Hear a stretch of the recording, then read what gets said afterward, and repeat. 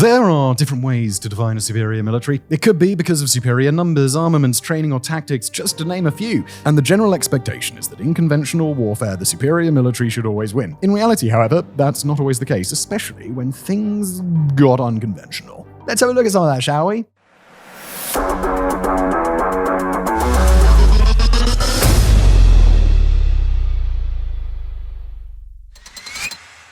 The Battle of Teutoburg Forest.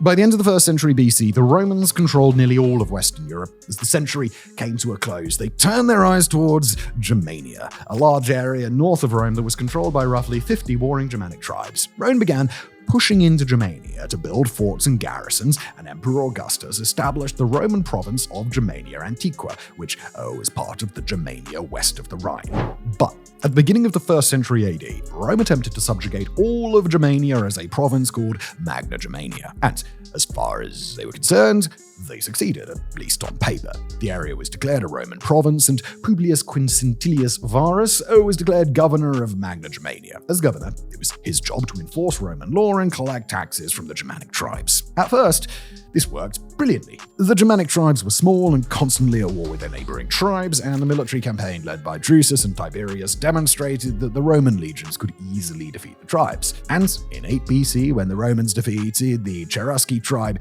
the young prince Arminius, who was about 10 years old at the time, was taken back to Rome as a hostage. Which honestly wasn't quite as bad as it initially sounds. I mean, sure, he was taken away from his family and his homeland where he was born to be the tribe's chieftain, but in exchange, he got to receive an aristocratic Roman education. He was then granted Roman citizenship after joining the military, and he wound up becoming a trusted advisor to Varus. However, while the Germanic tribes initially submitted to Roman authority, they saw Varus as a cruel and arrogant tyrant. The initial fear that they had felt after seeing the might of the Roman legions in action quickly turned to resentment, something that Arminius was able to take advantage of. In the winter of 8 to 9 AD, Varus planned a simple military campaign for the upcoming summer. He would bring 3 Roman legions into Germania to enforce Roman law and try to consolidate Roman power over the tribes, as their grasp on the region was still a bit tenuous. Under the advisement of Arminius, Varus agreed to set up a summer camp in land controlled by the Cherusci tribe, who had been largely pacified. It was meant to be a pretty uneventful campaign, but there was something that Varus hadn't taken into account. The Germanic tribes didn't get along and frequently were at war, but they hated the Romans far more than they hated one another. Arminius worked in secret to form a coalition of Germanic tribes who would work together to drive the Romans out of their land. He had suggested that Varus set up the summer camp in the Cherusci tribe's land, partly so that his tribe could spy on the Romans, and partly because it was much further from the winter camp than Varus had originally planned. Most of the summer was uneventful, but as the summer drew to a close, reports came in of growing unrest among the tribes. Varus's other advisors warned that there wasn't time to put down the rebels and still make the march back to their winter camp, but Arminius had another idea. Rather than returning to their winter camp using the heavily fortified road on which they had originally traveled to get there, they could cut through the woods towards the revolting Angrivari tribe.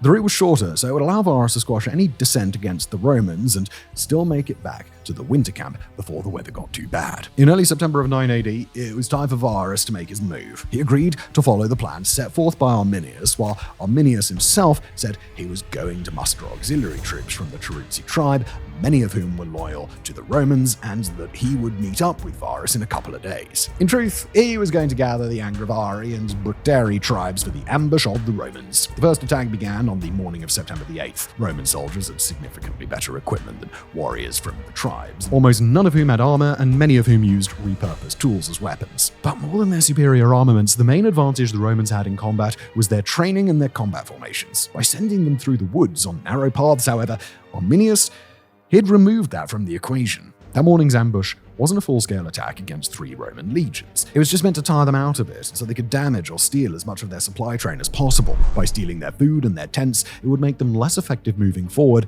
as well as damaging morale. Things were made worse when torrential downpours forced them to stop advancing and set up camp. Varus held a war council with his advisors, and they decided to begin a late-night march to try and escape under the cover of darkness. What he didn't realize was that the chosen path was marching their army directly into Arminius' next trap. There was a narrow path between the forest and marshlands through which the Romans could travel, but alongside the forest, the Germanic tribes had constructed a wall to provide themselves cover.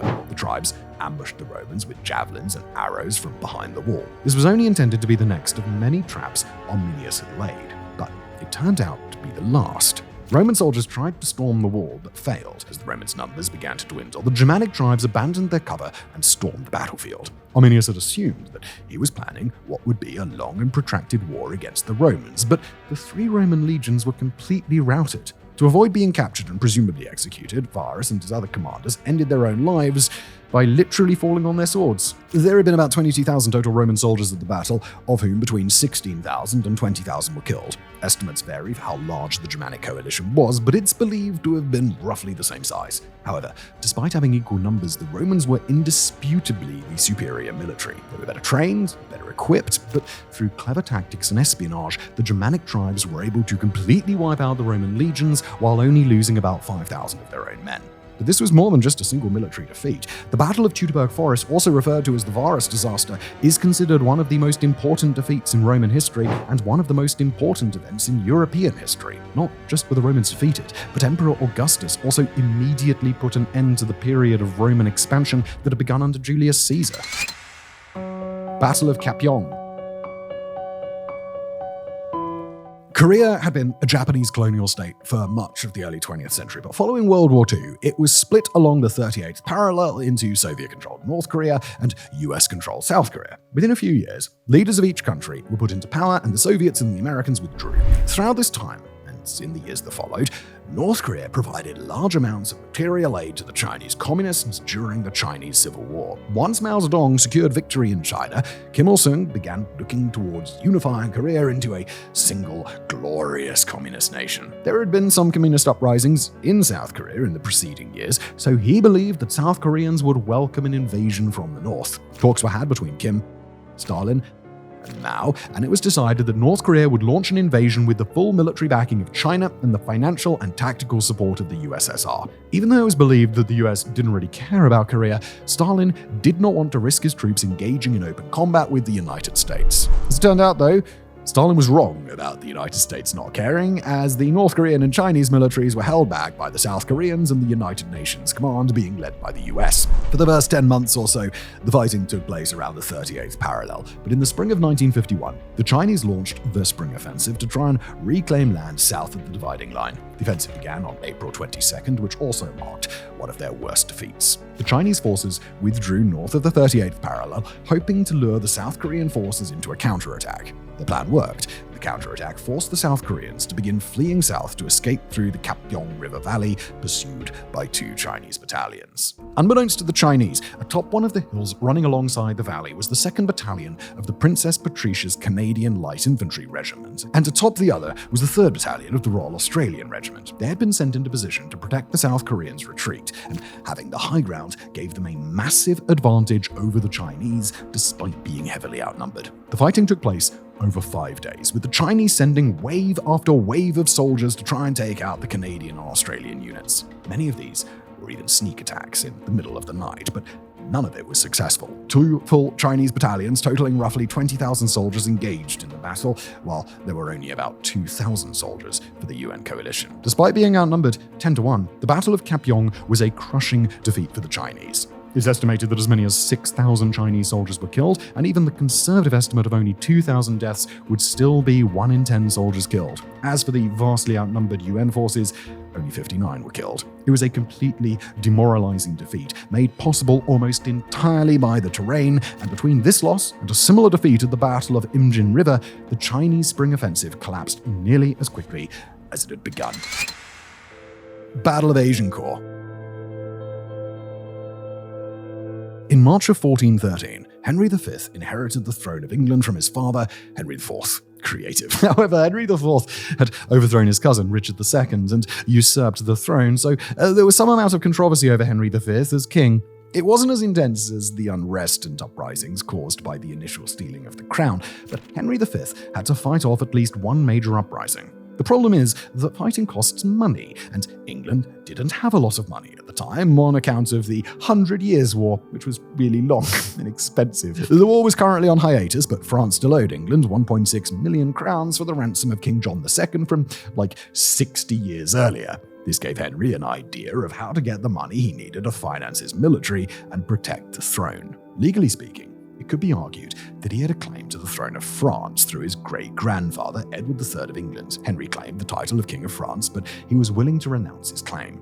All he wanted was the 1.6 million crowns England was owed to take King Charles VI's daughter Catherine as his wife, a 2 million crown dowry, and for France to recognize English ownership of Aquitaine. The French counter-offered, with Catherine's hand in marriage, a 600,000 crown dowry and ownership of a slightly expanded Aquitaine. This offer was seen as a bit of an insult, so Henry decided to restart the 100 Years' War by invading France. He set sail for France with a complement of 12,000 troops and planned a campaign of sieges across coastal cities.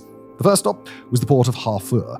Henry and his army had made landfall on August 13, 1415, and he expected Harfleur to fall in a day or two. But he was really wrong about that. Soldiers at Harfleur fought back against the English for over a month. Not only were the English fighting against the French, they were also combating a raging case of dysentery that was sweeping through their ranks. On September the 22nd, the French finally surrendered, but by this point, it was almost time to stop fighting. Warring months were determined by the weather, with military engagements restricted mostly to spring and summer. With the weather getting colder, it was already almost time to call off the fighting until the next year. But Henry wasn't prepared to head back to England just yet. He couldn't return until he made his presence known, but his army was too weak to fight. With few options available, Henry decided to send his sickest troops back to England, leave 1,000 to secure Harfleur, and take the remaining 6,000 troops on a march toward the English-controlled port of Calais. Of those 6,000 troops, there were 5,000 archers and 1,000 men-at-arms. Now, the point of this march was literally just to make Henry's presence known so that the French would see his military presence and understand that he meant business about his demands. It was also partially to goad the Dauphin, Charles VI's son Louis, into a fight. While the siege of Harfleur had been dragging on, Henry sent a request for Louis to face him in one-on-one combat. That request was ignored by Louis, as was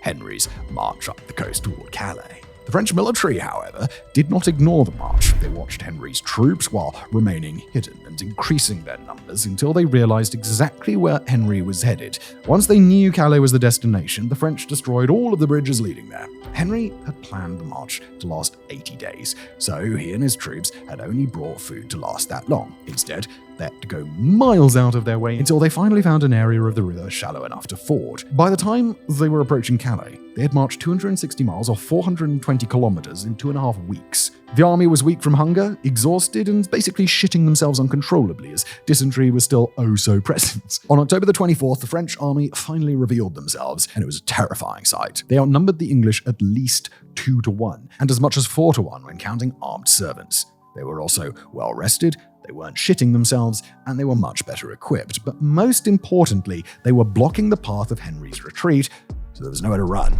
They'd run out of supplies days ago, so there was no going back to Harfleur now. The English and French established the battle lines, and then they waited. They shifted their lines around a bit in response to the opposing formations, and then they waited a bit more. Now, all wisdom, military strategy books of the day said that whichever army advanced first would lose, so neither wanted to make the first move. Not only that, but the French had reinforcements coming. Word had spread of the state of King Henry's feeble army, so everybody wanted a piece of the action. The battle was going to be his execution, and all of the French nobility wanted to join in and race to see who would be the first one to take his head. So, with the French having every reason to wait and the English having the sense not to charge to their deaths, nothing happened. Night fell, and both armies set up camp. That night, there was a torrential downpour. This was incredibly unpleasant for the English, as their version of setting up camp had just been seeking cover in the woods. More importantly, however, it turned the battlefield into a complete mess of deep mud that was difficult to traverse. But this unpleasant night also brought with it the opportunity for Henry to plan for the following day. When morning broke, Henry positioned his troops on a narrow path flanked on either side by forest. He then set up a formation with his men-at-arms in the center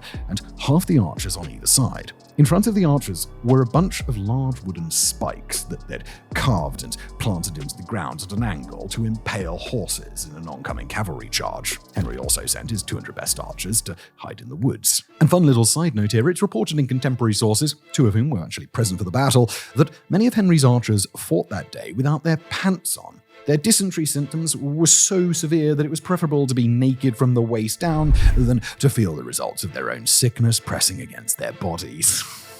Oh, dude. Anyway, the battle lines were drawn again, and again, nothing happened. For hours. Once the French began eating their lunch, a luxury the English didn't have, Henry gave the order to advance. The archers uprooted their spikes, and the English army marched forward until they were just 300 yards away from the French. Henry's army was 5/6 archers, and the archers' hands were all too occupied with these spikes to use their bows, so they were completely defenseless as they advanced. But whether it was out of arrogance, bewilderment, or because they wanted to finish their lunch, the French didn't attack. As soon as the spikes were back in the ground protecting the archers, Henry ordered them to fire a volley of arrows. This caught the French completely off guard. They hadn't expected the English to advance, but once that happened, they expected a charge by the men-at-arms. The French cavalry panicked and launched a disastrous attack against the English forces. Their initial battle plan called for archers in the front with the cavalry in the back to swoop in and overwhelm the English archers. However, the cavalry was filled with lords, dukes, and barons who demanded that they be put on the front lines and have a chance at the glory of slaying King Henry themselves. As the French cavalry charged forward, they quickly encountered multiple problems. The mud was slowing their horses down considerably, and speed was of the essence, since archers could fire off arrows extremely quickly. Traditional tactics would have called for them to outflank the archers, but the surrounding forests made anything but a head-on charge impossible. And any horses that did make it across the mud ran into the spikes, impaling themselves and sending their riders flying. Many of the horses didn't make it that far, though. Horses began fleeing, trampling men-at-arms and fallen cavalry to death as they fled. It was a total and complete rout, and soon the English found themselves with thousands of captives. In fact, they had so many captives that the prisoners outnumbered the army. Henry recognized this as a problem, as the captives might all try to grab abandoned weapons from the battlefield and fight back, so he ordered his troops to execute all but the absolute highest-ranking prisoners, those that might fetch a worthwhile ransom. This was partly done to subdue the captives, so they wouldn't try to fight back, and partly because there were still several thousand French troops off in the distance who had not yet attacked. Maybe by executing thousands of prisoners, Henry could dissuade the attacking force and make them retreat. Of course, most of Henry's army was not interested in killing potentially defenseless prisoners. Only a couple of hundred archers agreed to, though it's unclear how many prisoners were actually executed, since the remainder of the French army had already decided it was time to retreat at that point. In the end, the English only lost 600 troops on the battlefield, while the French lost 6,000. Among those were between 90 and 120 lords, 3 dukes, 9 counts, a viscount, and an archbishop, as well as over 3,000 knights. An archbishop, like the church, dude. Not only had the French suffered a seemingly impossible tactical defeat, but their arrogance in fighting for the honor of killing Henry absolutely crippled the French nobility. It took decades for France to recover from these losses, though hopefully the English didn't take nearly as long to recover from their dysentery. Thank you for watching.